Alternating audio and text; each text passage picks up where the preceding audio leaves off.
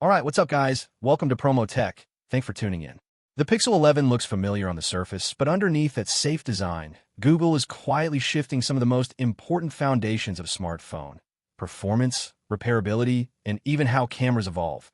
And those changes don't just affect this phone, they reshape how Android competes with the iPhone over the next few years.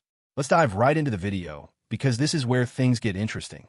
At first glance, the Pixel 11 lineup doesn't scream new. Side by side with the Pixel 10, you'd struggle to tell them apart. But that's actually the point. Google is locking in a recognizable identity the same way Apple did with the iPhone years ago. The subtle shift to a fully blacked-out camera bar and slightly refined proportions isn't about looks, it's about brand memory. You see it once, you know it's a Pixel. And that consistency? It's how companies build long-term trust, even if it risks feeling boring short-term. But here's where the real story starts to unfold. That camera bar redesign isn't just cosmetic. The Pro models are moving from that old rectangular periscope style to a more circular telephoto system, very similar to what Apple has been doing. That signals something bigger. Google might be prioritizing cost efficiency and sensor upgrades over flashy hardware changes. In simple terms, they're betting harder on computational photography again. And if that works, users get better zoom without Google needing massive hardware leaps. If it doesn't, well, brands like Xiaomi and Vivo are already miles ahead in raw zoom hardware. Now the biggest shift, and honestly, the one nobody's talking enough about, is the new Tensor G6. On paper, moving to a 2nm process sounds like Google is finally catching up. But don't get it twisted. This isn't about beating Apple in raw speed overnight. It's about closing the efficiency gap. Previous Tensor chips were, let's be honest, not great in sustained performance. This time, with a MediaTek modem replacing Samsung's, Google is attacking battery drain at its root.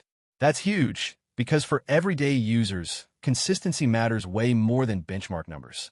If your phone lasts longer and heats less, you feel that upgrade instantly. And this connects to something even bigger.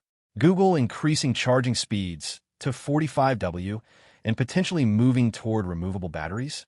That's not random. That's future-proofing. Regulations are coming, especially in Europe, and Google seems to be getting ahead of it. Imagine this. 2 years from now, your phone battery degrades. Instead of replacing the phone, you just swap the battery. That's a massive shift in how long people keep their devices, and it could quietly hurt yearly upgrade cycles. Quick pause. This reminds me of something. If you're the type who actually cares about long-term value and not just hype specs, tools like Wolver are becoming super useful. It's not about flashy features, it's about understanding what actually lasts and what doesn't. Kind of like what we're breaking down here, real decisions behind the scenes. And speaking of decisions, let's talk security. Google adding a new Titan M3 chip to compete with Apple's Secure Enclave isn't just a spec upgrade, it's a statement.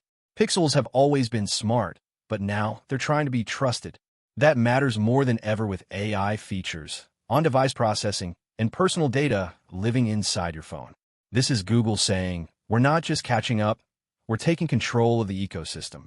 Now here's the uncomfortable truth. Over 70% of you watching right now aren't subscribed. And look, I'm not here to beg, but if you actually enjoy this kind of deep breakdown where we go beyond marketing and into real strategy, then you're exactly the kind of person this community is built for. Subscribe if you want smarter tech conversations, not just louder ones.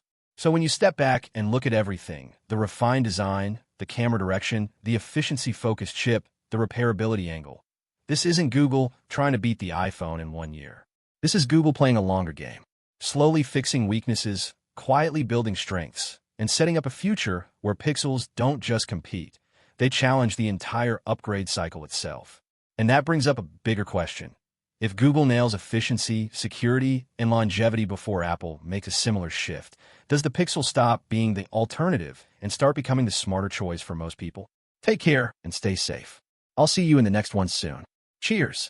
Bye-bye.